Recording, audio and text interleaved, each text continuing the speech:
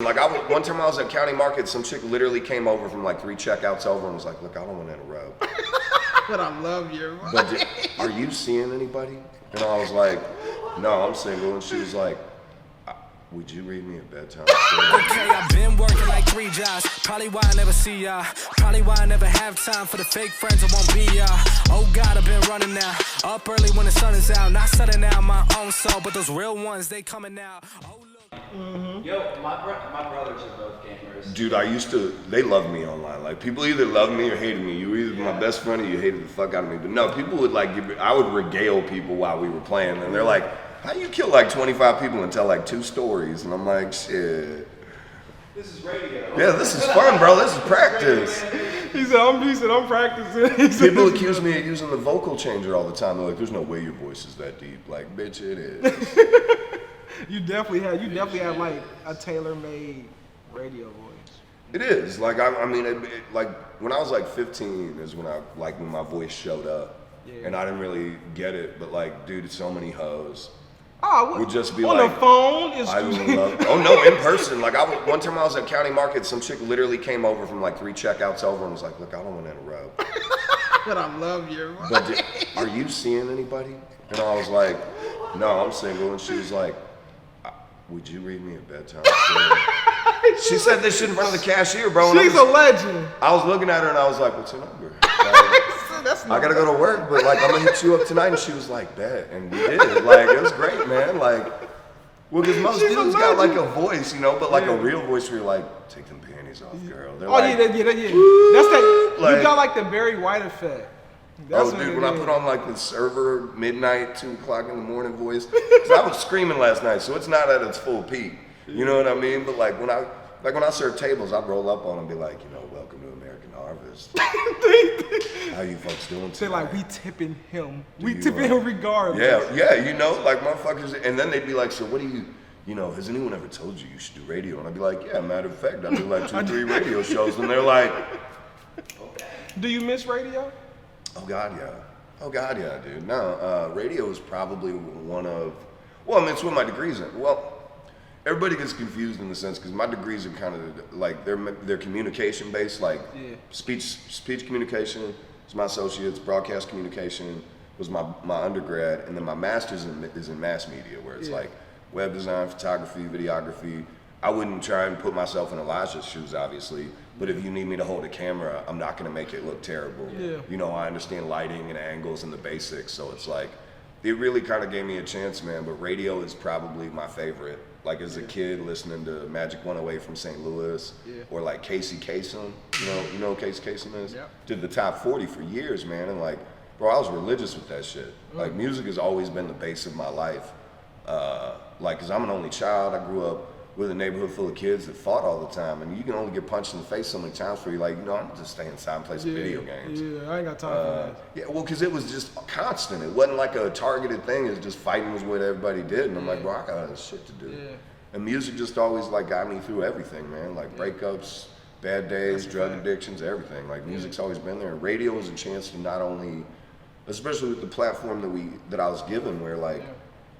Which we can talk about that later in terms of how all that came about. But with radio, man, you get a chance to really broadcast and say what you want. You know what I mean? And put a platform out that people can listen to and count on. You know, where it's like every day from 2 to 6, here I am. You know, and well, I like to speak from the music scene. Yeah. We miss you, King.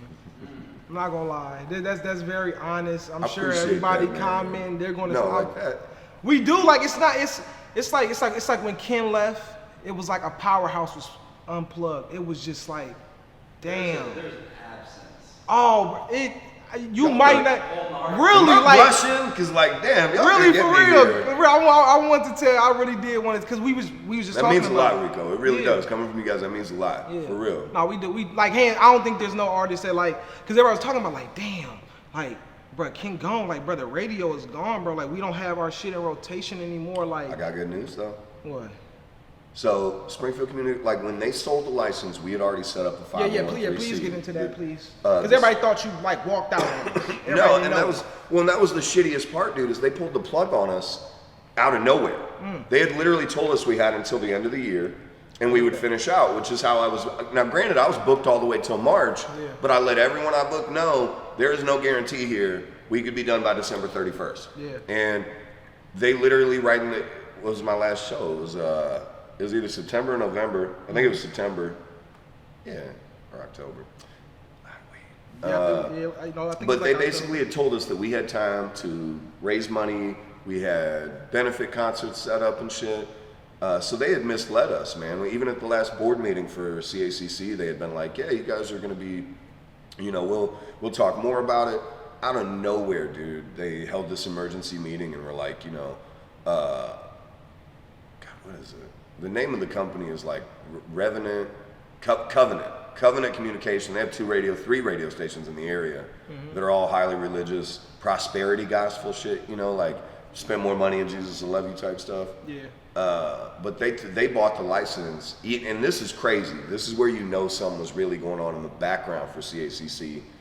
Is we had WQNA and WUIS out there, the NPR affiliate. They offered us a $50,000 front, essentially. Like, you guys can pay us back over time, but we will buy the license right now and let you broadcast off our satellite. Right? So they were going to hook it up, and the offer from Covenant was only $45,000 publicly. We were not allowed to see the private terms of their offer because it's a private offer within a private negotiation. There's all kinds of legalities there, but they basically did an end run on us, and so because they probably got some stuff out of that. Yeah, you know what I mean? Free advertisement, pipeline to little private school kids or some stuff, but. They literally shut us off the day that offer went through. Do you feel like it was because it was rap and hip hop music? Well, no, because it wasn't just me; it was everybody. So they pulled the whole plug on the whole everybody. Station was gone. See, I didn't know that. That day, the station died. I thought they moved Ken out. Q&A as an entity ceased to exist that day. Dang. They sold that license to Covenant, and we no longer had a station. Period. The DJ was on the air. They didn't even let him sign off. They were like, turn it off. And he's like, well, can I do a sign out for my audience? And they were like, no, turn it off. Like, oh, dude, don't get me started on like the pettiness of shitty white people that are old and administrative, and we've all felt it, where they don't have any real power, but when they get a moment to do it, they'll be slimy as fuck, dude. But the good news out of that is we had already had the money getting raised. Right now, I think we're at like $22,000. We've done concerts at the Yacht Club, Motorboat Club, Dumb Records. I did a benefit at Dumb. Big shout out to Brian Galecki and all of the great people down there that have given us a platform there, because Brian specifically said he wanted to offer a bigger platform for hip hop, and that was really big for me because a lot of venues won't take it on. And every month he wants at least one full bill of artists that haven't been there before, which is even better, where it's like he wants to keep it moving. But before I get off topic, because Brian had a show on Q&A too. He had the Dumb Records show Friday afternoon. I thought so. So I mean, a lot of us lost out, man. But we had formed the nonprofit, and it's a lot of work, man. I mean, I'll be honest with you, like getting 45, 50 DJs that have never talked to each other beyond like people that already knew each other, because there was no like meetings at Q&A. There was no internal, like, people think, like, if you think about it, you think a radio station had, like, some sort of internal mechanism, like, keeping an eye on what you're doing. There's a reason I could miss curse words sometimes in my tracks, because nobody was really... Watching. Well, not watching, but just... Regulating would be a good word for it. Nobody's like, oh my God, did he say fuck? Because all the people listening for the music are like, ah. Because, it's so funny that he said that our first interview, he told me, he's like, don't curse. And then he cursed. It's the only time I've ever cursed. The only time I've ever cursed on air. Reco got me so comfortable, I forgot what I was. It was so funny. The interview's going well. Oh, dude, Rico's an amazing interview. I know we're doing my interview, but he is. He's one of those people where I know when he's coming in, I got an hour easy. And if I need to, if the guest doesn't show up, I can probably get two. But with Q&A, with Springfield Community Broadcasters is the name of the 501(c)(3). We raise money. We're in negotiations with an entity that has an FM license. They are on the FM scale. They haven't broadcasted in years. I believe you guys know who they are. We can't publicly discuss that end in terms of who it is. But we were supposed to meet with them in April, and then all this shit happened. But I've spoken to the person who's in charge of that, and he assures me that as soon as they get a chance, they want to meet with us and negotiate what we can do to get the license. Okay. The minute we get that license, within 2 months, we'll be back on air. Yes. I am already guaranteed a bigger block from like 3 to 9. I'll have like an actual show where we can do like, you know, I could have a person come in and co-host an hour or two, or do like a dedication hour, or you know, today's 80s hip hop. We'll do like 2 hours of that along with the new stuff. But it's all in motion, man. It's really hard though, because you're talking about a disparate thing, and we had to make it into like a cohesive group, and we're still not there. You know what I mean? With the disparate personalities and the directions people want to go, there's a lot of doubt. But for me, it's just like, in my life, if you want something, you just need to refuse to stop wanting it. True. You know what I mean? Unless you're a total fuck up. True. If you're a total fuck up, you should probably just go get a regular ass job and stop fucking up everybody else's shit. You know? What can people do to help support this thing, you know, continue in motion? Like if someone wanted to donate? Or We have a GoFundMe set up. Just type in WQ&A GoFundMe benefit, and it'll be sponsored by Lisa Hensley. It'll literally, like if on Google, it'll say WQ&A benefit hosted by Lisa Hensley on GoFundMe. We have the link on the Facebook page for Springfield Community Broadcasters. We'll put the link in the description. There's an Instagram link, Twitter. We tried to cover all the bases, and then a lot of it is just a matter of getting people to believe what we're doing. I mean, there's a lot of talk of it, and people have tried before. But a community radio station is something this community lacks. Like, and for real voices. I mean, let's be honest. Like, the radio stations here in town are, to put it politely, kind of racist. They're like, check it out. We let a black guy do rap from 9 to midnight. Aren't we inclusive? Is that a fucking joke? You guys literally play Rihanna like 90 times a day. And look, I'm not gonna lie, right? So when I first heard about you, like everybody was like, bro, do you know Ken has all your songs in rotation? I'm like, really? They're like, yeah, bro, go listen. So at the time, I was just so busy with sessions, I really wasn't even like taking really the time out. And then I got a chance, and I just kept hearing, well, play it then, Reco. Okay, play it then, we'll play it then, we'll play it. I'm like, God damn, like, why don't anybody tell me that? We've been tagging, and I kept seeing you tag me, but at the time I did not know what hump day was. I did not know at all. We all get tagged in all kinds of goofy Yeah, stuff. so I was getting tagged. You know, and you're like, give it a like, maybe there you go. Give it a share if it sounds okay. And what was so crazy, it was like when you was tagging me, you know, I had my stuff set to where I had to accept it. So when I went to go look, I had like 50 of them. I had like 4 months worth of ads to my timeline, Ken tagging me and all this. So I had to go and tag all of it. And it was just like, you know, I'm like, this is dope. And I knew you were the only entity that we had that even just represented the hip hop, the music, the real music. We had like, what was it, 99.7 Kiss FM? Yeah. Kiss FM used to have David Hale, and then they had DJ Captain. But when they changed ownership, it essentially was like, I don't want that hip hop on the air. Yeah. You know? And it's always been like that, dude. It's always been like that. Like from the time I was a kid, like when I said Magic 108, bro, I live over on the south side. And Dreamland Park didn't used to be Dreamland Park. It used to be like, I mean, it's been around a while, but when I was like a kid, like 14, 15, it's just some woods with some dirt bike trails through it. Yeah. You know, so I would drive over there and park because the signal was so good for some reason. Right over by Southeast, not sit there, smoke blunts and shit, and listen to Magic 108. Because you couldn't hear hip hop anywhere else. Like, because when I was growing up, man, it was weird. Like, a lot of, like, hip hop now is mainstream. Yeah. When I was like literally 8 years old, it was 1989. And hip hop was still the FBI investigating NWA and, you know, are these fellas gonna damage the country? Like that type shit. So it's like now, it's weird because it's normal. It's been normalized, it's been mainstream, it's been commercialized, and people don't realize how powerful it's become. You know what I mean? They see it, they're like, makes a lot of money, sells a lot of records, but like, bro, it's like watching you know, the dude who used to wash your car, you know, and now you washing his car. Because now hip hop's the number one selling music art form in the world, man. And it was like, but here in town, they act like it just doesn't exist. Well, I gotta ask you then, because we got me, got you, we got Jay Wills, we got Busy, we got all these people that are pushing for the scene. What you think held it back? What you think, or what do you think is one of the things that's like actually like held the music scene back? Ego. It's that simple. It's ego. That's like the number one answer. It's like a lot of egos. Let me give you a straight answer, because I'll be honest, and I'll use this platform now. Bro, I don't know why Jay Busy has me blocked. Jay Busy's mad at me because of something that happened with ISO. He jumped on a status after I left, and me and him got into a little argument, but he's had me blocked for over 2 years. And like, I love his work.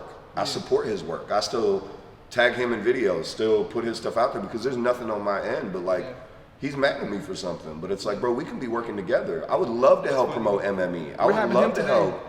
But you know what I mean? Like, but that's my thing is like, I want my whole thing from the start. It's why I don't charge for interviews. It's why I don't draw lines in the sand of like, you need to do this or I don't fuck with this person.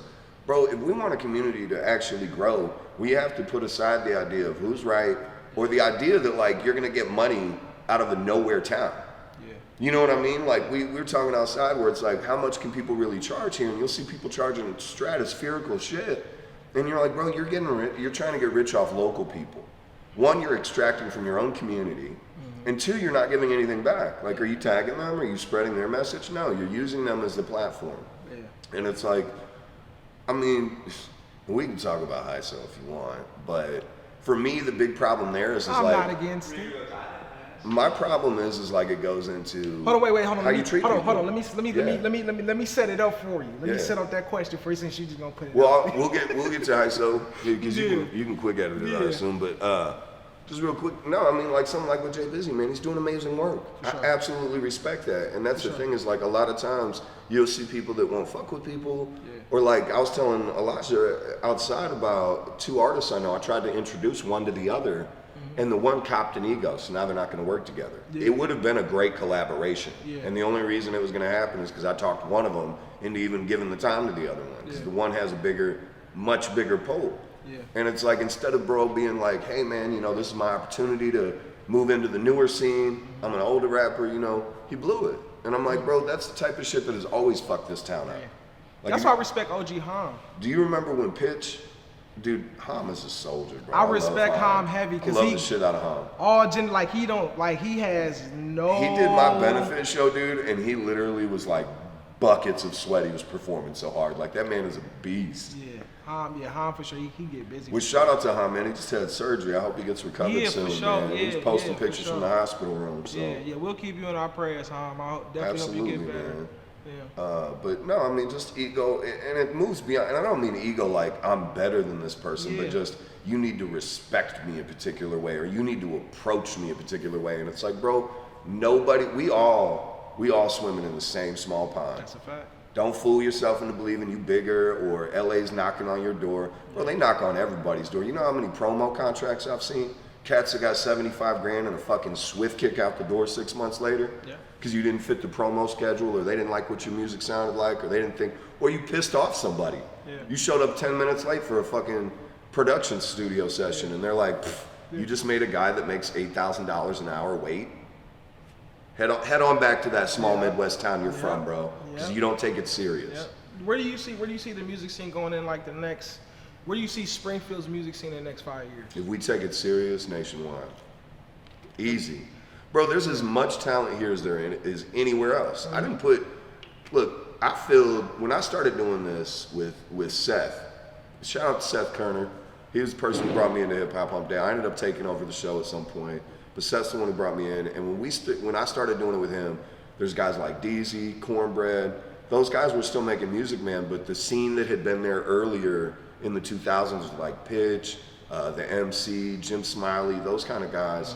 Or you know, even more so, see, now I'm trying to think of everybody's name. I'm forgetting all of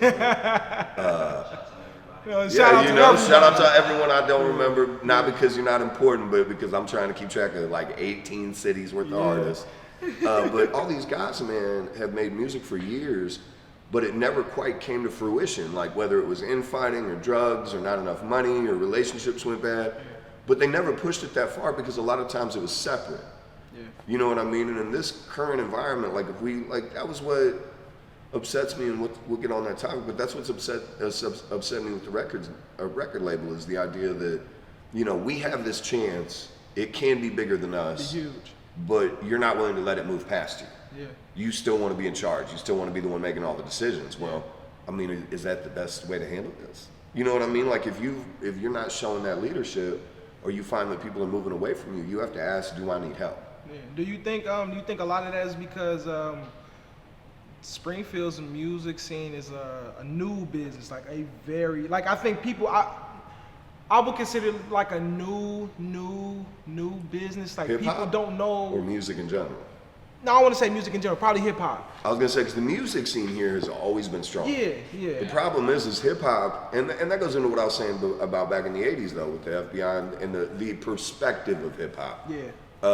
Even now, like I had a really talented female artist come into town, Reverie, and probably one of the, besides like Crunchy Black and a couple others, she's one of the biggest artists I've ever interviewed. She does international touring. She's done stuff with like Snow the Product. I mean, she's a very talented woman. She told me even out in LA, bro, there's venues that won't take her because they're like, so you're Hispanic? Are those gang tattoos? And then they're like, so what kind of audience are you gonna be bringing in? Yeah. Like she's gonna be bringing in like 40 vatos, you know, like, and they're gonna like set up a lowrider right in the middle of the concert. Like, I mean, come on, dude. I meant for like if they did shit, as long as Well, no, but if they did, that's the whole point, is to have fun. But it's weird that like hip hop is the only act I've ever booked that I get those questions, dude. I've helped book death metal bands that are gonna be spitting fake blood on their audience, and the audience members are gonna be leaving to go to the hospital to get treated, and they don't fucking say shit to me. I've tried to do a hip hop contest and they're like, so are you gonna have insurance? Your bar holds 30 people. What are you talking about? Think about like country shows too. How many of those dudes are doing coke? Bro, how many of them dudes are like literally beating the shit out of each other in the parking lot because one of them like made a moo sound at his girl or some shit? I mean, it's just weird. Like, but hip hop, but that goes into that bigger end of things though, man. I mean, that's why like people who see me on Facebook be really harsh on motherfuckers, man. But if you don't see racism on a systemic and institutional level, bro, I don't have time to keep explaining it to people. And can I say, listen, you are definitely one of my favorite people. You might not realize it, because for one, you push what we're doing forward, and even though you're older than us, you support us and you don't treat us like the music we make is dumb and it's stupid. It's like you adapt to it, and two, I would never treat artists like that. You're not one of those guys that say, oh, racism doesn't. That's not why. Like you're a head runner. Reco, I was 13 years old. There were 4 of us in a car. Yeah. There was a black friend who was 16, just got his license. Yeah. 2 other black friends and me. Yeah. Rolling around smoking blunts. Cops pull us over. Guess who got told to walk home? That was and that wasn't even the first lesson, but that was one of the first times I ever saw authority do something like that. Yeah. And then throughout my life, it's been like that. Like because I've always had more black friends than I had white friends as a kid, and there was always that disparity, man. Like I'd get detention, they'd get expelled, like. And then as I got older and I learned the vocabulary to understand it, it was like, bro, when I went to college, it was weird, because for a lot of people, that shit is like, you're learning about the world. For me, it was I finally had words to categorize what I had always known. Right. You know what I mean? Like, I knew it was real, but now I know how to talk about it. And yeah, I mean, dude, for artists, for me, man, I think the thing is hip hop, like, now is multicultural. But when I got into hip hop, I was very much an outsider. Like, if you've seen Dave on FX, he kind of talks about that a little, where it's like, you have to know your place in the culture, dude. Like, I'm never gonna be Charlemagne, even if I wanted to, because I can never ever dictate to the culture. I can tell them what I see, I can tell them what I think, but you'll never see me dictate culture to the culture, dude. I'm a guest here. And I'm lucky that my place has grown to be as abundant as it is, and that people value my opinion and trust my sources. And I think that's the thing, man, is you get people that want to glom onto something and want to be a part of it, but they only want to be a part of it so they can feel like they're a part of it. They don't actually want to belong to it. Like, this is my culture. I've defended this culture. I will fist fight over this culture. I've lost jobs over this culture. You know what I mean? So for me, it moves beyond music. It's about life, man, where if you don't really believe that things are going on, that's fine, but don't try and deny what other people experience. You know what I mean? You'll see a lot of that denial, especially like here in town. There was a white rapper recently that was getting shit because he said some kind of racist shit. And I won't put him out there. It was kind of an internal beef. We'll talk about it later. I missed it. My thing is I know so much that I can't talk about because I'm not supposed You know to. everything. That's the issue. That's why I know everything. That's why I know everything else, because I don't ever talk about it. Nobody ever hears it from me. That's a fact. Well, because my mom always said if you want to keep a secret, you can't tell anyone.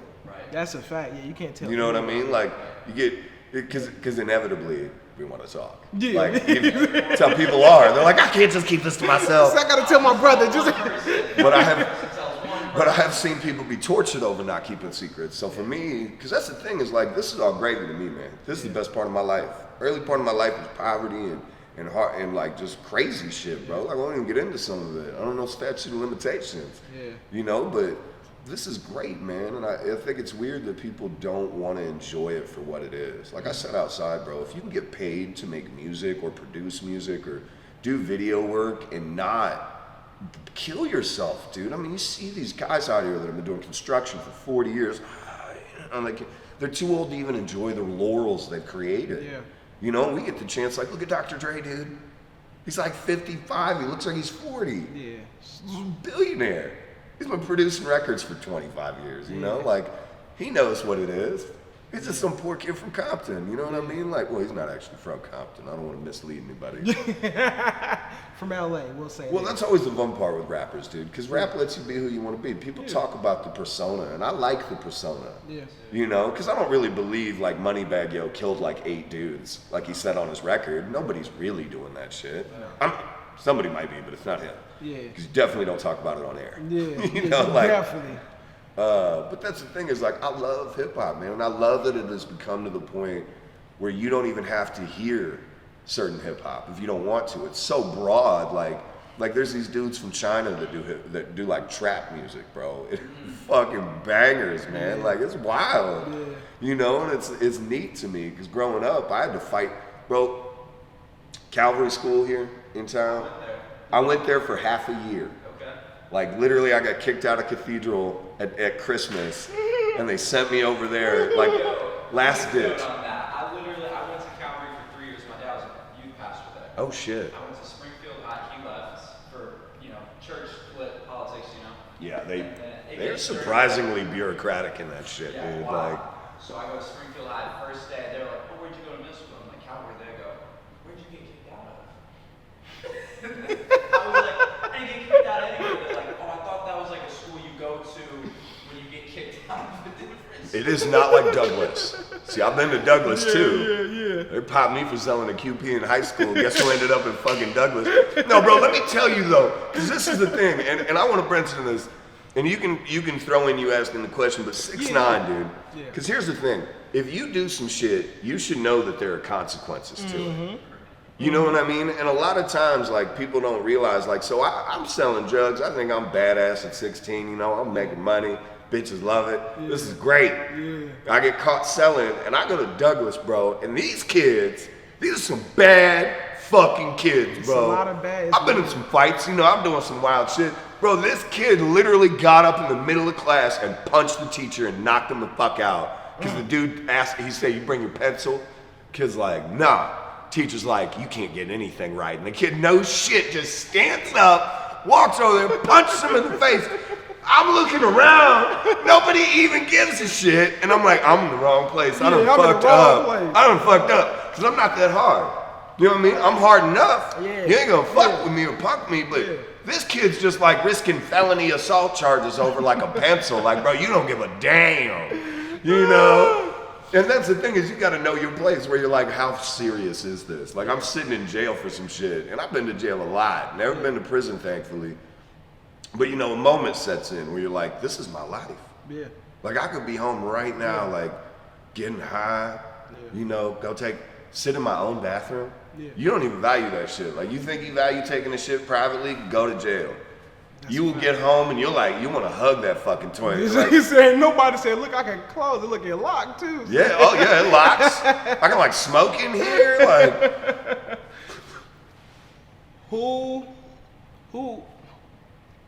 was like the either group or artist that like inspired you to like soak in so much love for hip hop?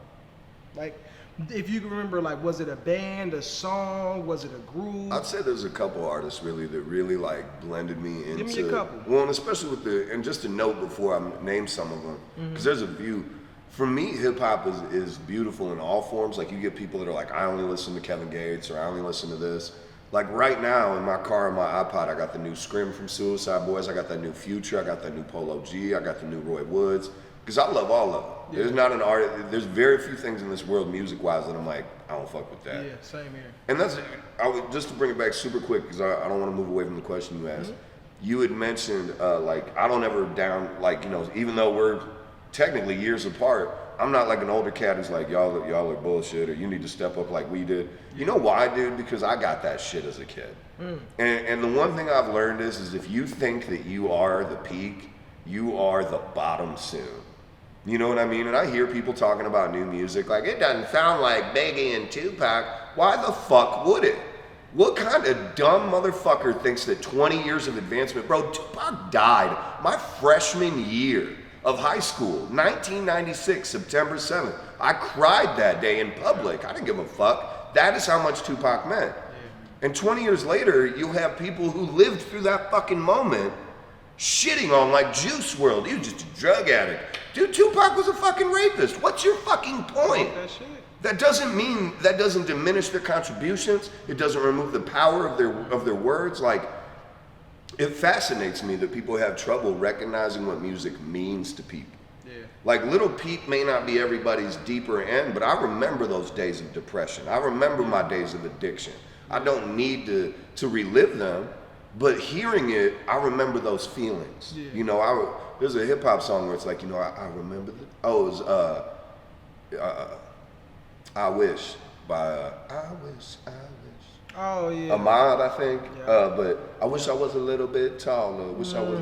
But he talks about where it's like, you have to look at something, man, and realize that like it's gonna continue on without you. And you can either be that bitter old man that's like, I don't listen to new music, or you can recognize that 43 different hip hop albums came out this week. Yeah.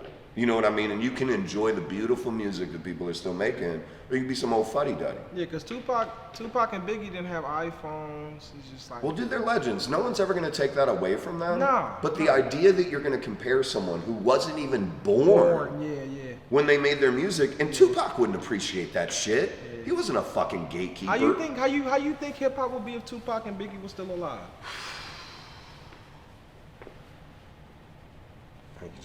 You gave me goosebumps. I've asked myself. I've always thought that to myself. I've asked myself that question so many times, dude. Like, same with like Kurt Cobain or some of the incredible talent that's just gone, dude. I mean, honestly, dude, this is not going to be a popular opinion, but their deaths served a purpose in terms of moving the culture beyond where we had gotten. And they were only 25. Because it got to the point, dude, where it was becoming violent on a level that was like if you go to a show now, you might have a fight break out. This was shit where it was like, bro, if you were a Tupac person or you were a Blood or something like that and you went to one of the wrong shows, you're fucking dead. Yeah. Someone will fuck you up on sight. Yeah. You know what I mean? And that's one thing where it's like now music is not as serious. Yeah. I think that's one thing I like about it, is that no one's like gonna lose their life over this shit.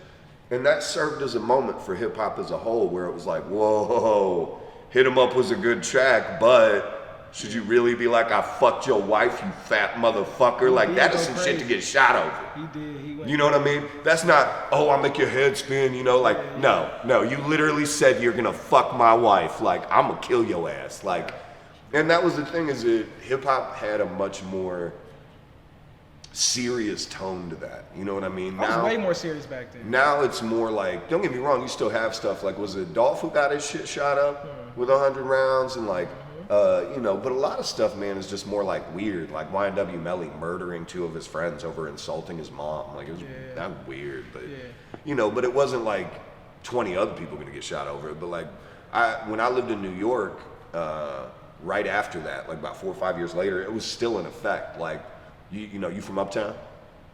You know what I'm saying? Like, you need to go home. Yeah. You don't belong here type shit. Yeah. And now it's more just like, hey, culture's for everybody. Let's make money.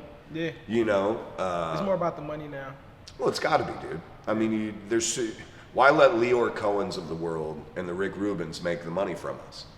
They gave us the infusion, but it's our job to take it back. I mean, that's why like Tidal is so important. Like, people don't like Tidal and there's a lot of complaining about it, but like, it's a black owned multinational streaming service.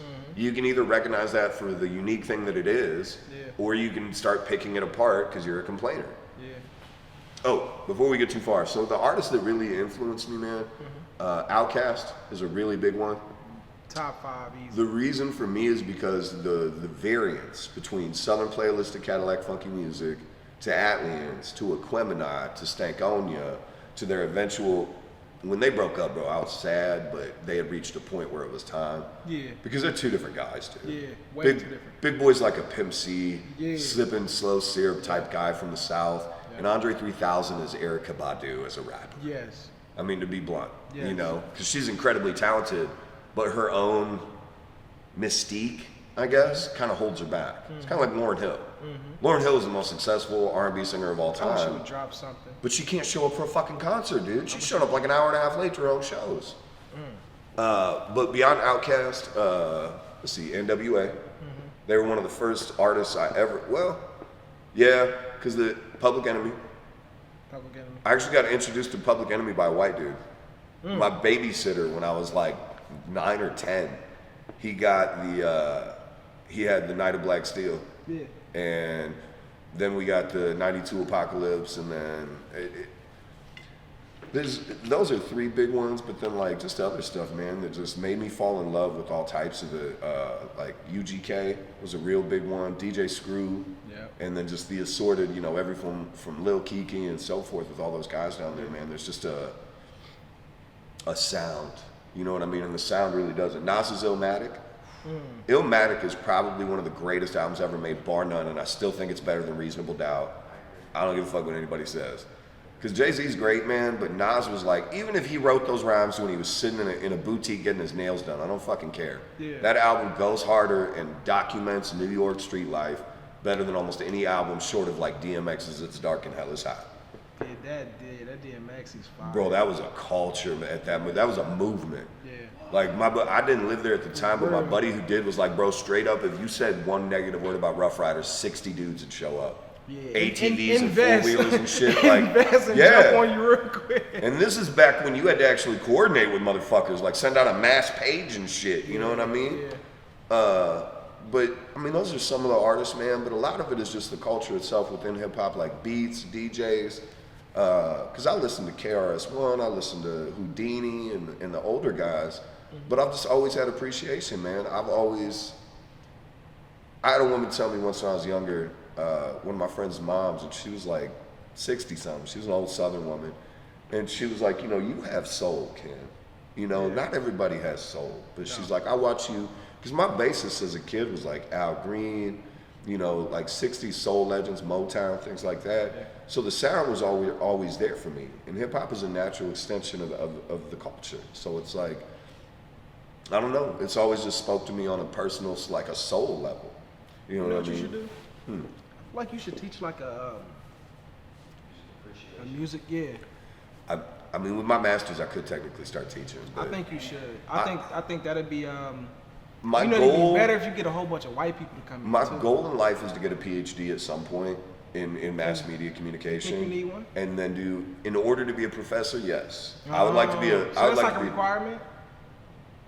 Well, masters is typically the minimum. I mean, there are undergrad holders at Lincoln Land, but they teach like intro classes, like intro to Soch. Okay. Don't you have to have a degree one ahead of the one that you're about to teach, like as a rule of thumb? To a point, yes, essentially, like you need to be at least above the level of them by a stretch.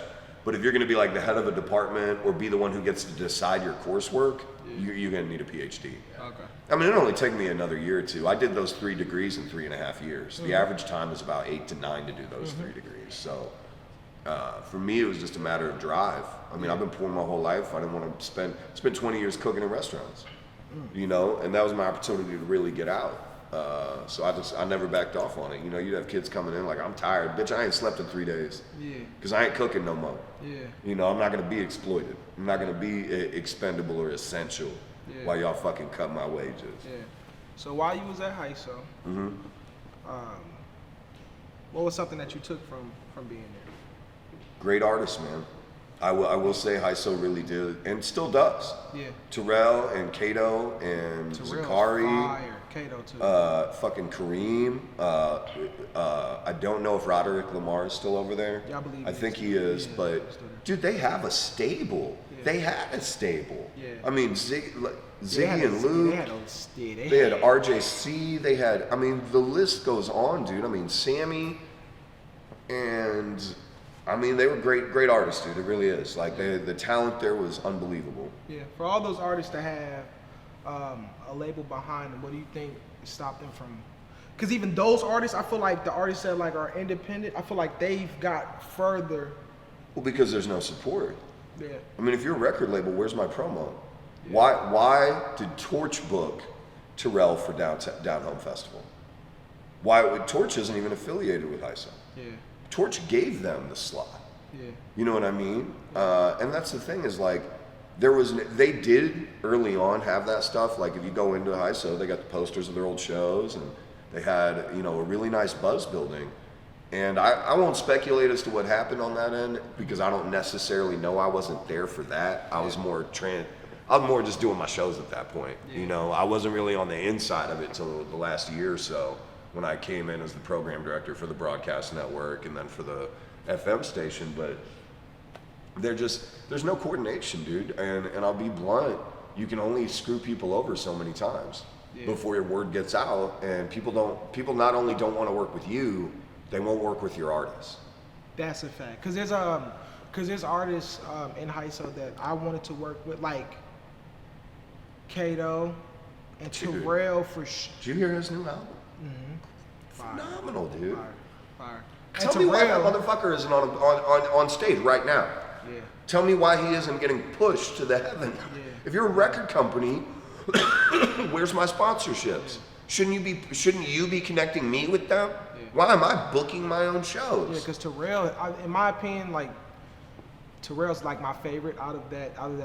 That dude should be so. I told him he sounds like Frank Ocean, but with the benefit of not being derivative. You know who I said he sounds? He's just that talented. You know who I put him against? Jamie Foxx when he sings. Beautiful, just. Dude, amazing vocals, but that's my point though. Is like he let Ziggy and Luke walk out the door, dude. Yeah, and you know what's so crazy? And I told him when they came in, and I helped bring them in to get them signed. Yeah. I told him if you let them leave, I won't be long with it to be following them. Yeah. And what's so crazy? I told him, and I actually told Ziggy this yesterday. I literally told him like this. I said, listen, when y'all first came out, I was not a fan. But now, because I think I'm not one of those people that go off of like the hype and everything. Like I just sit and watch. But now the way the music is going, I'm loving. See, and I pride myself on finding music before other people do. Yeah. I don't like to have it recommended. I like to discover. Yeah, that's what I'm saying. Cause, but you're different though. Like you catch way. I don't look. Yeah, you're different. You catch it way before me. And I feel like I'm in the culture, but you catch all of the new stuff early in the game. And because I'm bored, Reco. I'm 38. I've already heard all the shit I own. No, for real. That's a fact. That goes back to the question about old people listening to old shit. How the fuck are you listening to the same album for 15 years? Yeah. You wouldn't eat peanut butter sandwiches that long. That's a fact. You'd add some fucking like marshmallow cream on that bitch or something else. But these motherfuckers are like, I'm gonna listen to DMX from '94. Like, why? Yeah. You know every word. Yeah. That can't be fun anymore. Yeah. No, new music is like my drug, dude. I need new music. Like I saw Scrim put that album out 2 days ago as a surprise drop, and I already got it. Yeah. You know what I mean? I got on the laptop as soon as I saw that shit. Let's download that bitch because you know I do all them free downloads on it. But no, it's weird, man, because people don't. How do people just repeat themselves like that? I think people just I think that is like stagnant people. People that are just stagnant, period. I feel like uncertainty is a big part. Like one of the big things in the communication program I was in with persuasion is a lot of people, uncertainty, we have low uncertainty tolerances. Mm-hmm. Like if you told me to come out here and I'm like, for what? And you're like, don't worry about it, just come out here. Yeah.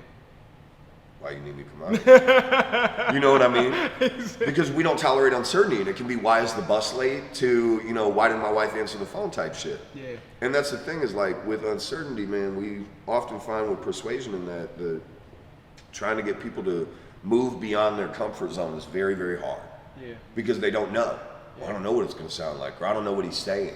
Yeah. And you don't know what he's saying. He's speaking fucking English, Yeah. but it's weird that people do that. They'll put themselves in a little spot and they're happy with it, so that's it. Yeah. They don't have any more room for anything else. And I'm like, bro, you don't want to be 65 and not know what the fuck's going on around you. Yeah. But before we get off, I want to mention with Hyso, man, because their level of talent is so high, but the lack of follow through is also equally high. Mm-hmm. And then you run into problems where, like, and I don't want to put anybody's business out there. The contractors who have had that issue know who they are and know the kind of things that have been pulled there. Everyone from the guy who was doing detailing business to his videographers to his producers to, I mean, the head of his studio left. Yeah. You know what I mean? And I know why he left. He had him painting walls. Yeah. You got the number 7 producer in Memphis painting walls in Springfield. Yeah. Why don't you just tell him you don't respect him? Call it a day. Yeah. You know what I mean, though? Like, and that's my thing, man, is like Hyso had the opportunity to really, they could have been the ones that helped this town blow up, straight up, like without a doubt. Do you feel like now we need to have another entity besides Hyso?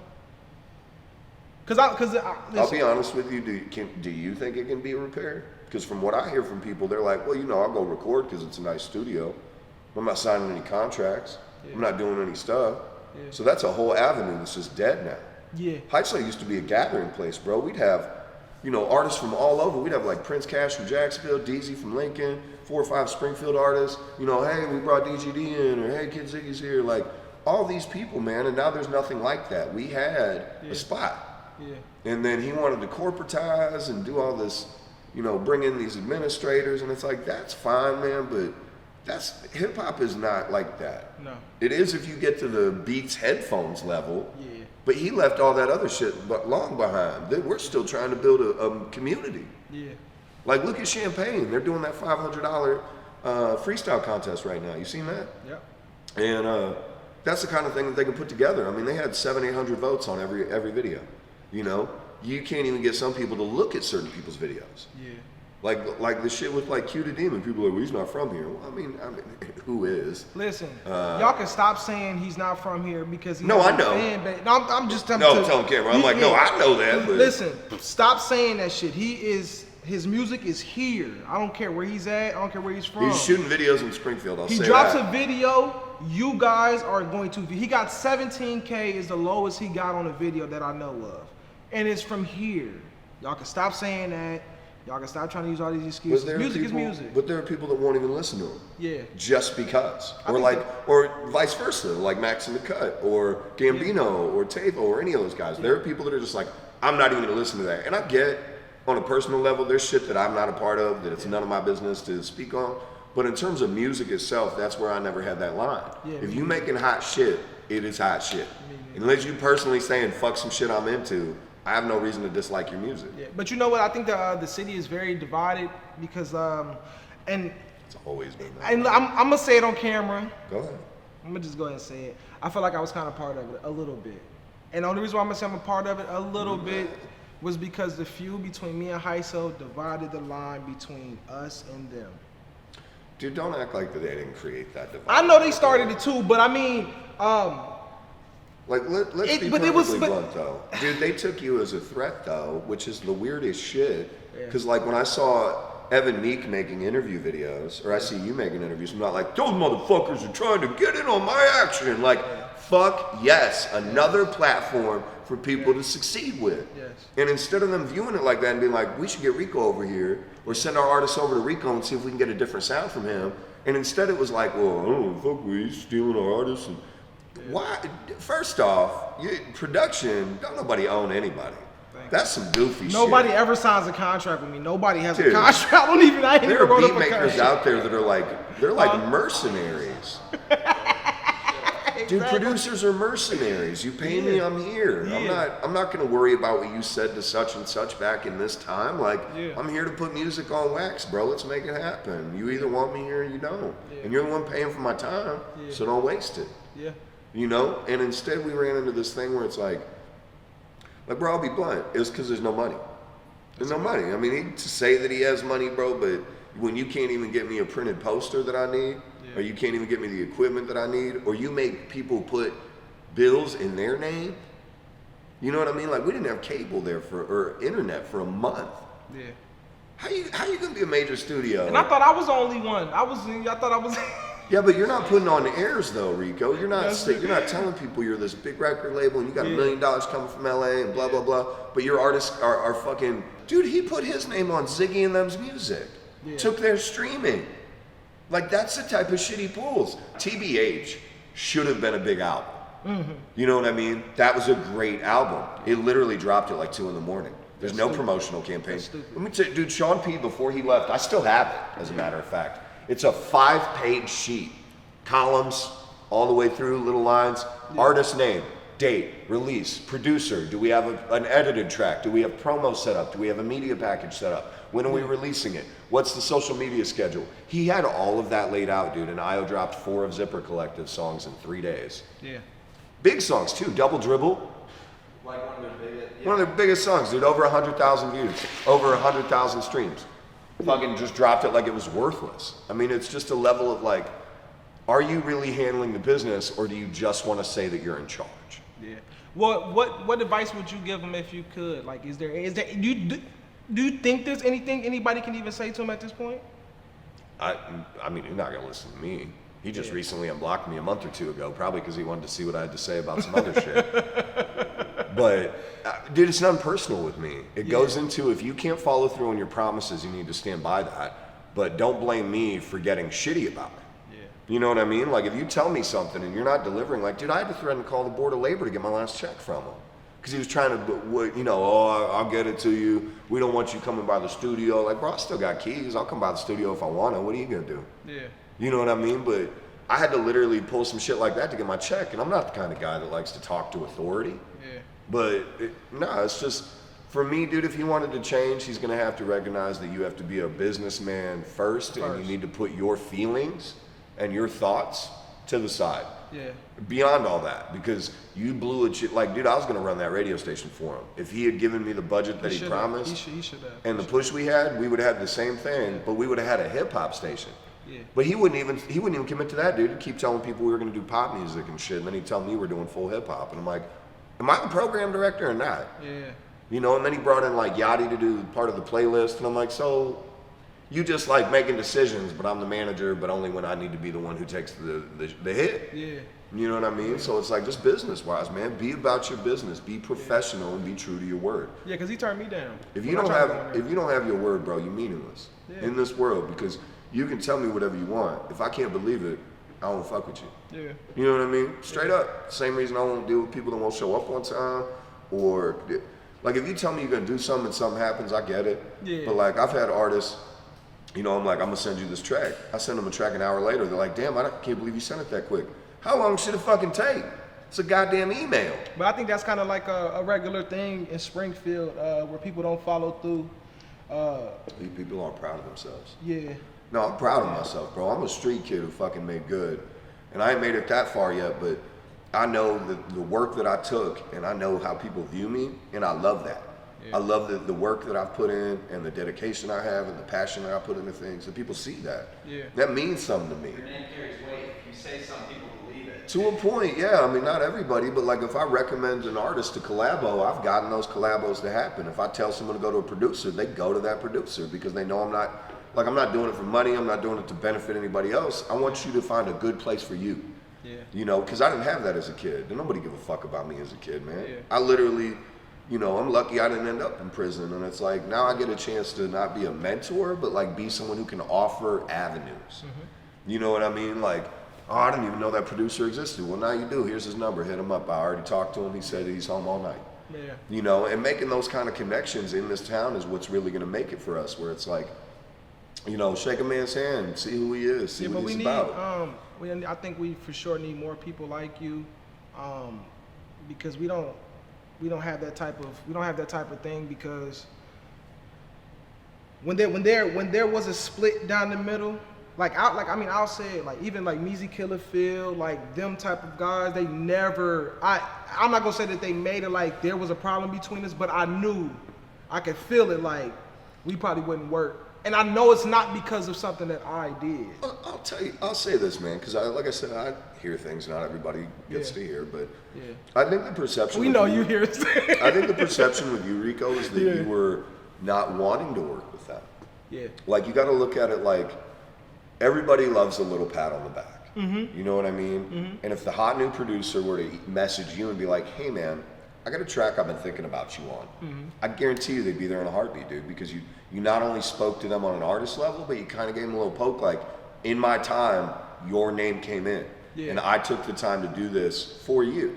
Yeah. Now, you don't have to necessarily do that for every artist, but if you do it for a couple artists, like for example, I don't co-sign everybody. There's artists I don't release their music. There's artists that have sent me stuff that I won't play. Yeah. And I tell them why. I'm never going to lie to people. Yeah. But they know I'm honest. You know what I mean? They know that with me, you're going to get exactly what I'm telling you you're going to get. We're going to do this interview. We're doing that. I don't back out of that stuff. And I feel like a lot of people enjoyed the fact that I would be like, they drop a song and I'd message them and be like, hey man, can you send me this? You know, or you want to come on the show next month? You said you got an album coming out. And they're like, yeah, where'd you see that? And I'm like, I'm everywhere. Yeah, you are everywhere. But Literally. but we don't get to, that feeling to give to someone is the most enjoyable thing, dude. Like the idea that I've made people's parents proud of their son or their daughter, that's Same the here. coolest fucking thing to me, Same here. dude. Yeah. Like I had a kid's mom message me.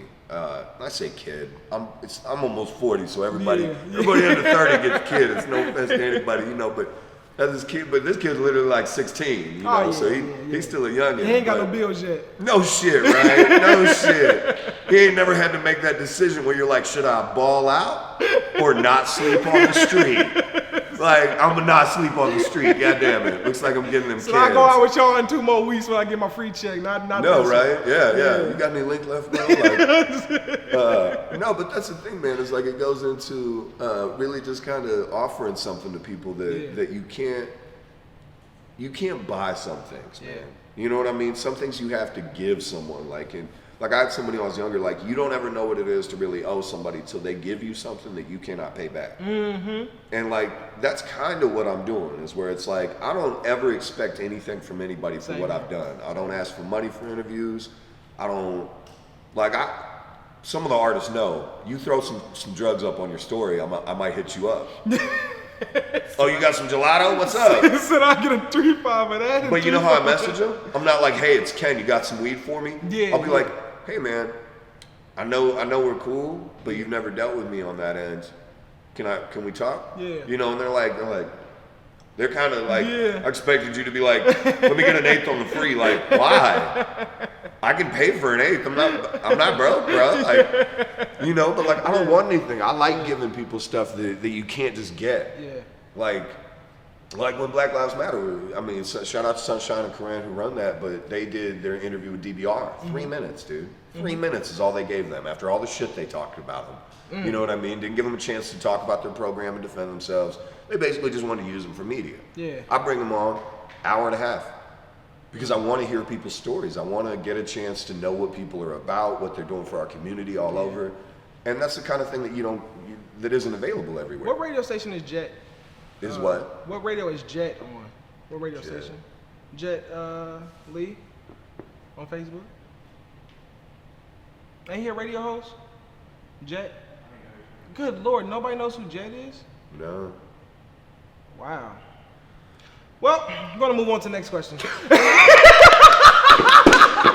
Shout out Jet. But yeah, if you No wait. I think he No might offense. be on WBDR. If I'm not mistaken. I don't listen to Springfield radio. I'll be Well, perfectly blunt. Which sounds terrible. People ask me when I listen to radio, and I was like somewhere between never and absolutely never. I listen to like Breakfast Club type shit. Me too. I want That's to all. listen to somebody who knows more than me. Yeah. You know what I mean? Bob and Tom don't know more than me. They reading the same headlines. Yeah. Charlemagne's actually like hanging out at like, By the way, Travis that's- Scott's studio. By the way, that's like my biggest. Him and you are part of the reason why I want to do interviews. I'm for real. Look, I ain't saying it just because you here. No, I feel you though. For real, like Charlemagne, like Charlemagne's great, dude. Man, listen, people don't like him. I mean, I love that. That's his dude. job. I love that. He's dude. just like Joe Budden. Yeah. Joe Budden's job is for you to not People like don't what he like him, has and to I say. love him too. I love Because his then you'll tune podcast. in. Yeah. If you agreed with him all the time, you wouldn't tune in all the time. You'd be like, there's that motherfucker saying shit I already know and agree with. Yeah. He says some shit that upsets you though, where he like puts himself number 2 on the MC list, and you're like, did the dude who made Pump It Up just put himself above like everybody else? You better sit the fuck down, Joe Budden. Joe Budden. You know, like, ain't nobody heard of you since fucking what's it, Slaughterhouse broke up. Fuck out of here. But do you think there's anything that we can do to bring unity to the city? Reach out. Reach out, bro. You'd be surprised. Like, you know why I know all these artists everywhere? Because I said hi. Yeah. I sent them a message. What's up? Yeah. Hey, I host this show. Yeah. Even when I don't host the show now, I'm like, hey man, I love your fucking music. Where can I hear more of it? Yeah. Would it be cool if I recommend a producer to you? Or like, hey, I know an artist that would be great to collab with. Is it cool if I send them your profile? And they're like, yeah, that'd be great. Someone actually gives a shit. Yeah. And that's the thing, dude, is just reach out, man. And don't let the idea of and I hate to use the word fear, because I mean, these kids ain't scared, man, but Yeah. it is though. It's fear of being rejected. Yeah. It's fear of being told no, or finding out that you're not good enough. Yeah. And we have to let go of that and recognize that failure is inherent to life. Yeah. I failed so many times, bro. I've had like 70 jobs. I've been kicked out of multiple schools. I've been arrested about... Yeah. Bruh. Quick story. One time me and my wife went to the county building to get my license. I had to pay a ticket, but I had to get my full driving record. By the 9th page printing out, 9th page, the woman at the county was like, you still have a license? I've been pulled over like hundreds of times, no joke. But through all that, man, I mean, you have to be willing to make those mistakes, man, and learn from it. Like, if you reach out to an artist and he's like, I don't like your shit, you're whack. Yeah. Don't get upset and be like, fuck you. Your music's shit too. Be like, hey, man, can I ask why? Yeah.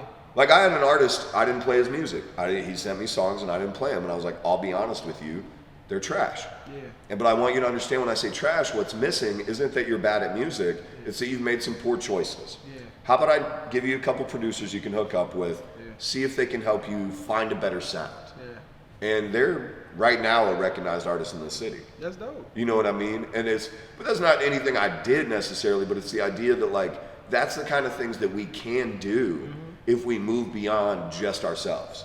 Because, like, I got a master's degree, dude. If I want to go get a fucking radio job in another city, I have the experience to go do that. Yeah. Once I show them I've self-produced 4 shows for like 5 years, they'll hook me up. Yeah.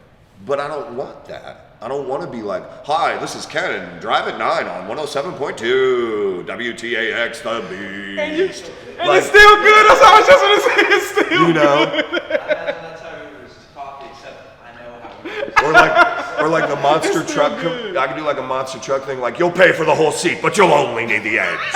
Like, you know. crazy. Are you ready to fight fans? It's a big rumble tonight.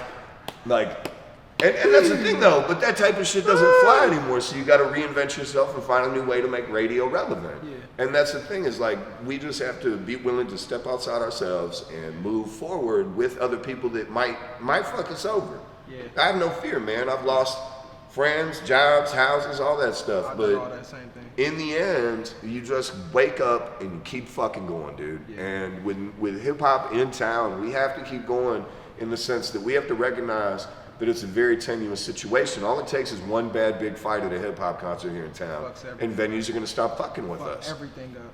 And that's the thing, is we have venues that'll help us. We have avenues to explore. We need to take it serious. Yeah.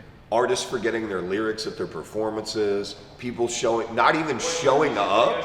Or at the music video. Not even showing up though for their own shows. Yes. You're the co-headline and you didn't come? Yeah. Where the fuck Yeah, because last year did when we you did the have to 420, be? when we did the 420 at Over at what used to be Black Sheep. yeah, when we went over there, literally I was you know I was in there, right?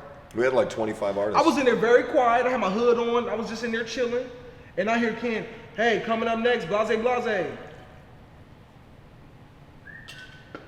Okay, okay, up next. I'm like, are y'all serious in here? We Like don't have a nobody's?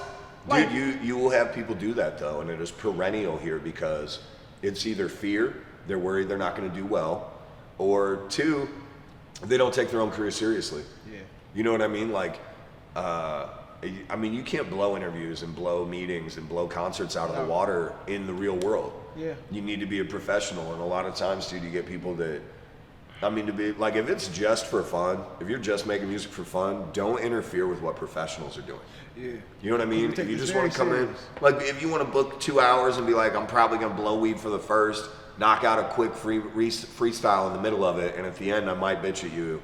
Be like, cool, just pay me. Yeah. You know, whatever. If you don't value your own time, I don't need to either. But we need to take that seriously, man. Like that's the problem with like HISO and other places. You have to be professional. You have to make sure that like look at MME.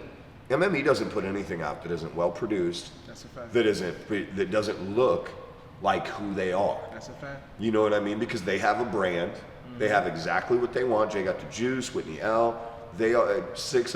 Yeah. They all have what they want. They know where they're headed, and they're not gonna like dick around about They it. got patience too. Cause I work with dude. I work with 6-0. I worked with Whitney like once or twice, and I work with Jay the Juice like regularly. And like with Jay, he'll literally do a song. He'll have me come back the next day just for mixing, and then come back the next day to double check the mixing to make sure it's all the way together. And then it's like He's not gonna waste his own time. No, You know, no, not at all. He didn't just do it to make a Yeah. song. This song has a purpose for him, and that's Yeah. that I think is what is lacking a lot of times for people is that there's not that urgency. Yeah. You know what I mean? Like they know the deal, dude. Yeah. Jay Got the Juice isn't gonna like go start a massage parlor or some shit. This is his career, Yeah. and it means something to him. And I think that's where a lot of people, we have too much of a mix of casual mixed with neighborhood celebrity versus people that really want to do it. You know what I mean? And once we can divide that line to where the real ones are working together, you know, because you have guys like look at bring it back to high school. Look at someone like he just met Blades. Benedict. Yep, I know Blazing. Benedict's been making amazing beats for years, you know what I mean? Last night. Yeah. But people aren't fucking with him because he charged it too much. And I'm like, well, what do you expect? Yeah.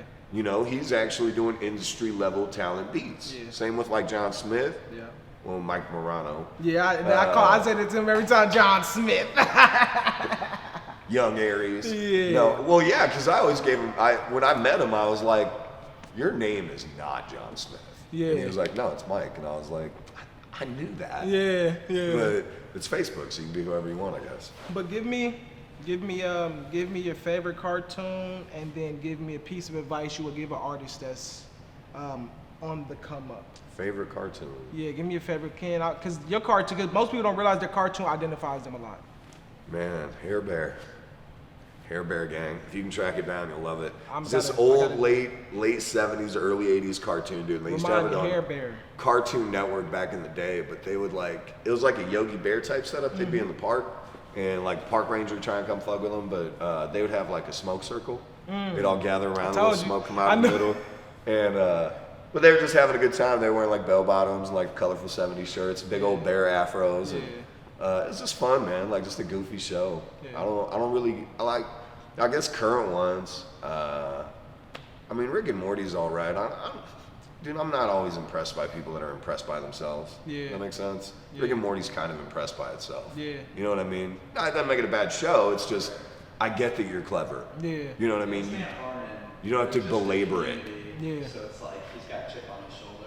Right. Well, and that's the thing is it's a great show, but I don't need you to like constantly remind me that you're awesome. Like I get it. Yeah. But no, I mean I don't really, be honest, man. I watched a lot of, like I just got done watching Ash versus the Evil Dead. I gotta see that. You ever seen Evil Dead? Bro. Do you like horror movies? Yeah. If you like horror movies, Sam Raimi, the guy who did like Spider-Man, the Tobey Maguire, is that his name? Yeah. Yeah. Those Spider-Man. So Okay. like some of the better ones, but Ooh, hot take. I agree with you. Dude. But I'm always scolded for it. dude, minus that dancing scene from Spider-Man 3, and that series would have been classic. Straight up. I mean, anyone that disagrees with that. Cinema, like superheroes. Well, and it was when it's when Spider-Man was really the first time a superhero movie was like blowing the fuck up. Yeah. Batman was big, but Spider-Man was like It's a top blockbuster. for a long time. But like cartoons, I mean, I'd say like X-Men. That's the cool part about Disney Plus. They got all them old school, yeah, they like got all the Rescue fires. Rangers, Darkwing Duck, They got fucking everything on there. DuckTales. Man, they got Yeah, fucking they got DuckTales. That everything shit on kill there. me. They got everything on there. I love all them old cartoons, man. New cartoons like SpongeBob and shit. That is one place I show my age. I just can't get into them. Man. Like SpongeBob? Invader Zim and shit. Yeah. It's just too quick for me. Yeah. I like my joke setups. Yeah. I like my Looney Tunes where like, you know, here's him buying the rocket, here's the Acme delivery dude, here's him getting ready to set it up. It's the build up for the payoff. Yeah. And instead they're like on Ritalin or some shit on these episodes. They're like flying through the lines and shit. Yeah. And you know they speed them up now, right? Mm-hmm. They do. They have them at like, what is it, 1.25 speed? That's why all them shows seem like you get older and you're like, has this shit always been like this? Nah, they for real. Yeah, I knew that. They bump that shit up for kids, man, because it keeps the brain moving. Yeah. And then give advice to an artist, upcoming artist. A piece of advice you would give them. Believe in yourself. There you go. Believe in yourself and be professional, man. People, it doesn't matter if you stay here the rest of your life or you make it worldwide. People will never forget how you treated them and how you make them feel. Yeah. You will hear people say that you should treat a janitor the same as the CEO, but you shouldn't. You should respect that janitor more than the CEO. Because the janitor knows what it takes to make that place run. The CEO enjoys the benefits of the janitor's sacrifice. You know what I mean? And that goes into like, if you are going to be, even if you don't make it, man, even if you're just a salesman somewhere, or you're making burgers or anything, don't be the best at it, but respect yourself, man. Yeah. Ask other people to respect you by what you put out. Yeah. You know, where it's like, because our personas are real. With social media, we have this idea that we can very easily reinvent ourselves or be something different. But you at heart, like at the end of the day, man, who looks you in the eye? You do. You look yourself in the mirror. If you can't look yourself in the eye, it doesn't matter what anybody else thinks of you. Yeah. You know what I mean? If the decisions you made and the choices and the outcomes, if you yourself know that those, you don't deserve them, or that you did something you shouldn't have to get there, you know, always just follow through with yourself like that, man. Be true to yourself in the sense of just, you know, respect yourself and respect other people's time and investment, man. Like, you know, Elijah's giving up part of his Saturday, you're giving up yours. You know, I respect the fuck out of that, man. And that's the thing that a lot of people don't realize is the time that we sacrifice. Like my show, Hip Hop Hump Day took me a good 30 hours a week, dude. I hand edited every fucking song you ever heard on that show for 4 years, dude.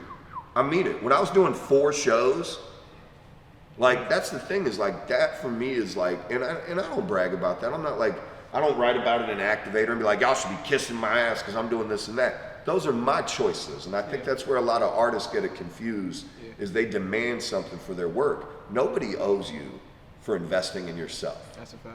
You know what I mean? And if you're gonna get mad that you invested in yourself like that, where you're like, then what are you doing? Don't even do it. You know what I mean? Don't do it if it's not really worth it to you. It didn't matter. I'll tell you right now, if 5 people tuned into that show, it's still gonna be as good as I tried to make it. Yeah. You know? Because it's for me. Yeah. You know what I mean? I'm lucky that other people enjoyed it as much as I did, but I loved it, dude. That was the best part for me. Editing that music and knowing that I was gonna take an artist that nobody'd ever heard before and put him out there and get to share music, like, And artists, please take heed of what he said.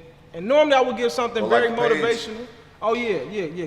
Oh yeah, give them all your Hip-Hop social. Update. Oh man, all your social medias. Easiest way to find me is on Facebook. You can friend my main account at Ken Pacha. It's easy to find. If you don't want the politics, go to Hip Hop Hump Day 217 on Facebook, Instagram, or Twitter. And big ups to Activator Magazine. Logo Magazine. Right now, it's the current issue. You can get it at like Penny Lane and other places. We got 6-0 to go. Jay got the Juice and Whitney L. I got their album review. Who else I got? I did Hayes Carjabal and Chase Baby. Man, they had a great. Hey, I got on Chase Baby recently. Dude, lyrical as fuck, bro. I've been telling people for years to get up on him. Hey, shout out to Hayes Carjabal, man. Rest in peace, brother. Your loss is felt. You were probably one of my favorite artists, and this album with Chase Baby is his posthumous release. Go check it out, man. Amazing artist from here in the 217. We lost him back in December, car accident, but just incredible talent, man. But Activator is definitely worth supporting, man. They give space to hip hop, they give space to rock. They've given covers to local 217 hip hop artists at no cost. Yeah. Shout out to Scott Fangold, Carol Weems, I mean, Joseph Copley. These guys, they made this magazine, man. You know what I mean? They do this every month themselves. All the dedication for the ad space and the artists and everything. Shout out to them, man. Because they came to me and asked me to do hip hop, and that was just another platform for all of us. That's dope. You know what I mean? So That's dope. go pick one up, go hand some out, do whatever. Get your Activator, and this is normally where I do my motivational speaking, but I'm not doing one today. So what I am gonna say is, to whoever we need to talk to. Please get Ken back on radio ASAP. Soon. We miss him. He's Before the end of very the year. important. Do it like tomorrow. Even try to get it done during this Corona thing, because we need it. He represents us, and we represent him, and we're out. Okay, I've been working like 3 jobs. Probably why I never see ya. Probably why I never have time for the fake friends I won't be ya. Oh God, I've been running now. Up early when the sun is out. Not setting out my own soul, but those real ones, they coming out. Oh,